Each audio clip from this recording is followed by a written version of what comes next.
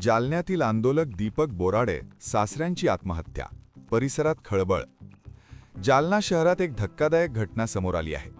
धनगर समाजाच्या आरक्षणाच्या मागणीसाठी आंदोलन करणारे दीपक बोराडे यांच्या सासऱ्यांनी आत्महत्या केल्याची घटना घडली आहे। रामराव पाटील असे मृत व्यक्तीचे नाव आहे। धनगर समाजाला आरक्षण मिळावे या मागणीसाठी दीपक बोराडे हे मुंबईतील आझाद मैदान येथे आमरण उपोषण करत आहेत। उपोषणादरम्यान त्यांची प्रकृती दिवसेंदिवस खालावत चालली असल्याची माहिती समोर येत आहे। आपल्या जावयाची खालावत चाललेली प्रकृती पाहून मानसिक ताण वाढल्याने त्यांनी टोकाचे पाऊल उचलल्याची प्राथमिक माहिती आहे। जालना शहरातील छत्रपती कॉलनी येथील राहत्या घरी ही घटना घडली। या घटनेमुळे परिसरात हळहळ व्यक्त केली जात असून पोलीस पुढील तपास करत आहेत।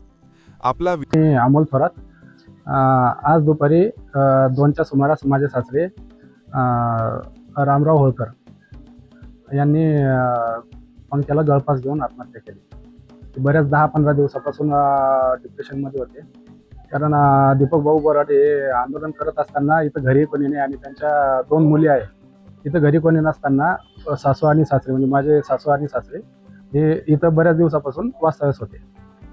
त्याच्यानंतर आता बऱ्याच दिवसापासून ते व्हिडिओ वगैरे बघतायत किंवा व्हॉट्सअपवर फेसबुक लाईव्ह वगैरे बघायचे, तर त्याच्यामध्ये दीपक भाऊंची तब्येत वगैरे खूप खालावलेली होती। त्यांच्याशी बोलतानाही त्यांना बोलता सुद्धा येत नव्हतं।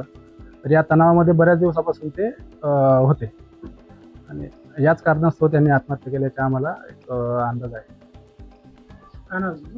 माझं नाव अमोल मधुकर थोरात।